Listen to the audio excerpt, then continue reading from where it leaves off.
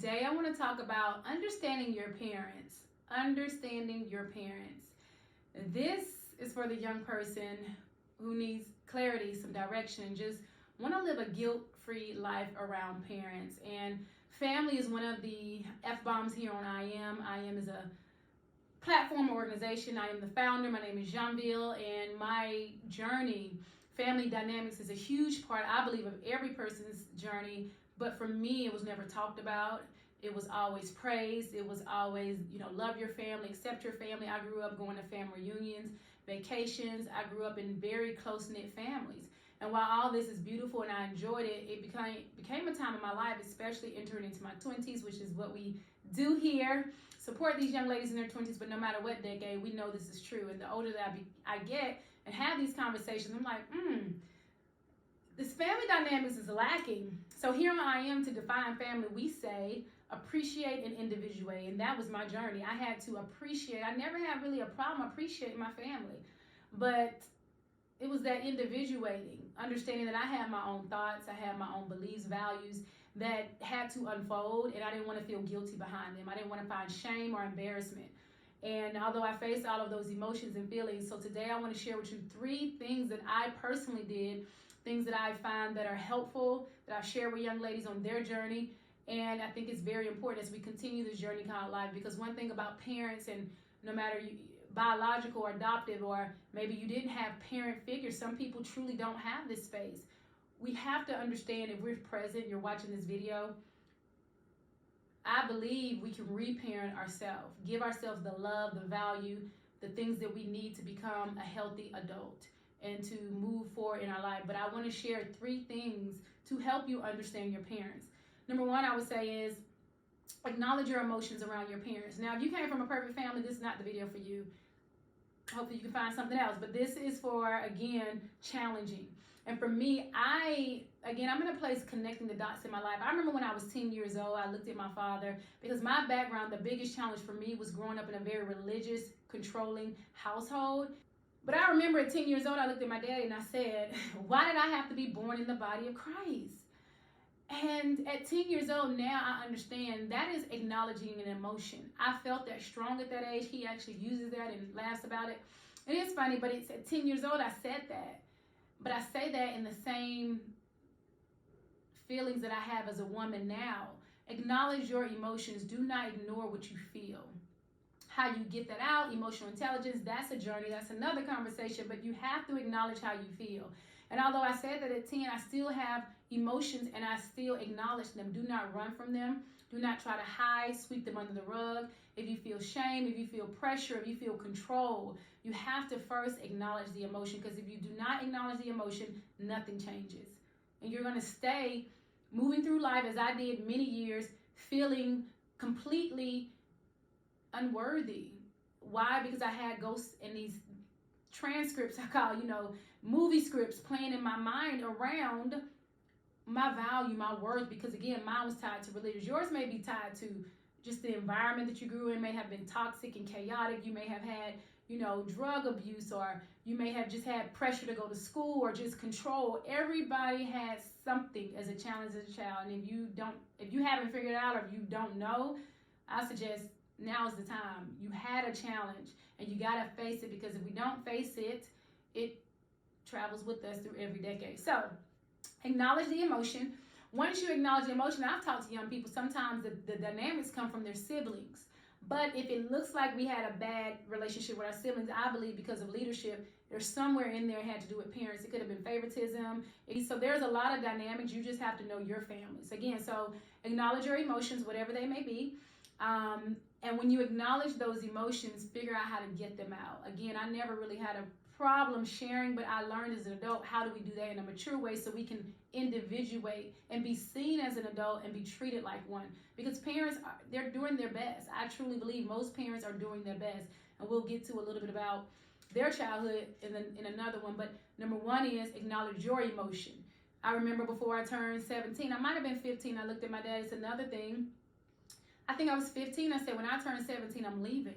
And I left. At 17 years old, I was a senior in college. I hadn't finished high school. I was my senior year. I moved out. And now at 17, how mature can you be to make that decision? Or But I look back, I don't regret it. I did it. And I've always kind of been this person, but I left and I had 3 things. I remember I said I don't want to get I wasn't going to pay rent. I'm not trying to pay no rent. I slept on a couple of friends' couches. And I'm going to keep my job and I'm going to keep my car because I've always had an independence in me. I wanted to be independent and be able to hold my own in a lot of ways. And I did that. I ended up going into local community college and moved on and went to 4-year university and stayed on campus. So although I didn't have a plan, I really did have a plan. And that was for me to be free and truly just to be myself. It is not rebellious. I'm going to tell you that right now. I struggled with that. I thought I was rebellious, disobedient. No, I was struggling as a young person trying to find my way. And whatever that looks like, if it is healthy as it can be, you got to do that. And you start in your 20s if you haven't yet. So number 1, acknowledge those feelings. And with those feelings, the number 2 is have the hard conversations. I'm very big on this. Having hard conversations with our family, it is very challenging. It's something I didn't do as soon as I would have liked. But again, we're on this journey. One of the things for me is to help you. Help you. Do it now. What I would say around hard conversations, when we're using our emotional intelligence, we're not using curse words. We're not talking back as somebody may say to you and make you feel like a child. You're an adult. Find the way to have the hard conversation. Example, one of the young ladies on IM, she's in college and she shared this with me. We talked about it. I listened to her and she was getting her refund check every year.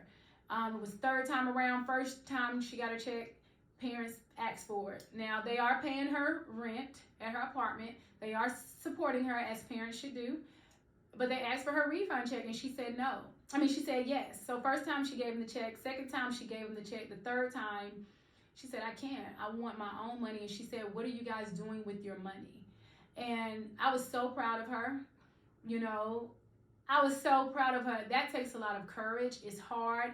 It didn't turn out nasty. It didn't turn out bad. Oftentimes what we fear our parents are going to say, or people in authoritative positions are going to say, they're not going to say it. They're just used to doing things. We've got to start having the hard conversations. And when you stand up for yourself, you're not standing against someone. You're standing up for yourself, your beliefs, your values, your own well-being. And this is so important, okay? So have the hard conversations. Have them.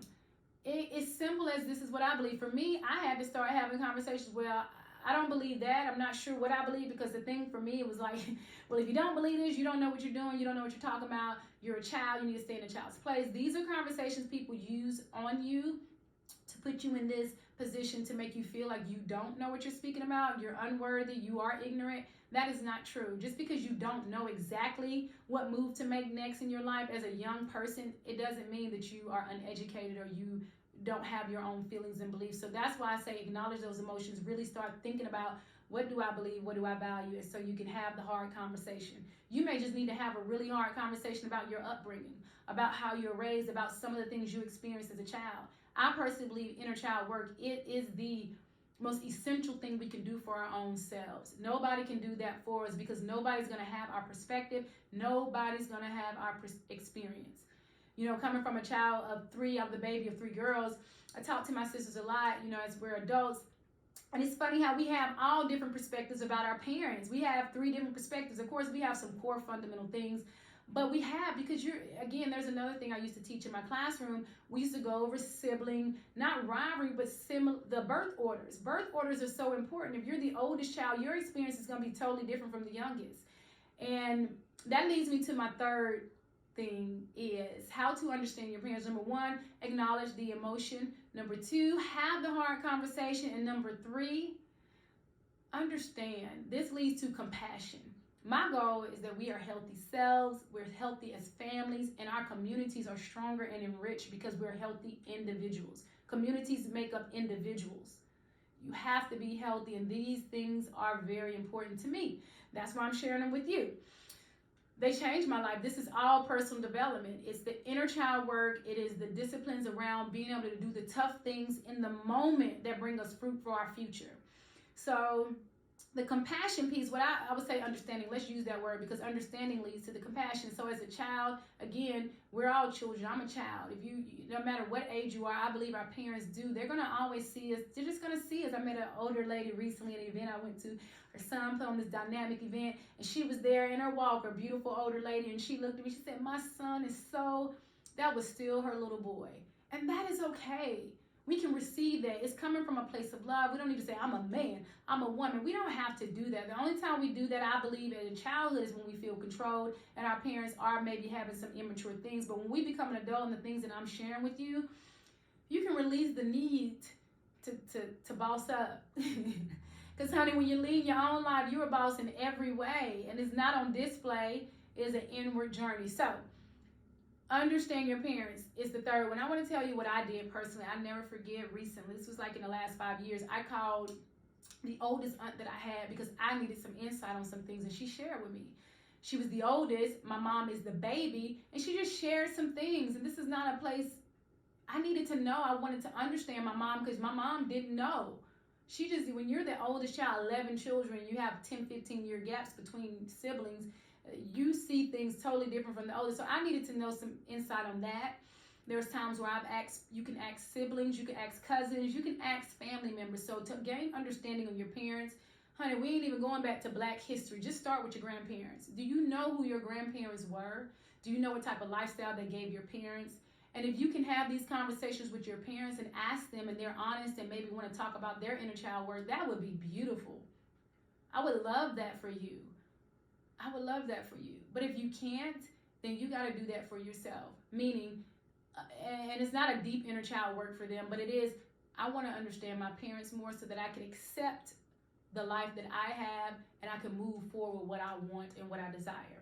I think that is so important to heal if we can understand and connect with our parents, not even with them knowing. Sometimes it doesn't have to be a knowing. It depends on your parents, their personality, their disposition, who they choose to be.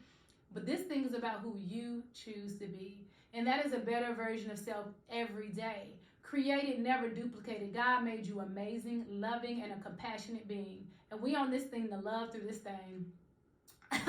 One of my favorite things is we don't fall in love over here. We rise in love. And I mean that in every dynamic of your life, every role that you'll ever choose. The one role you never chose was being a child.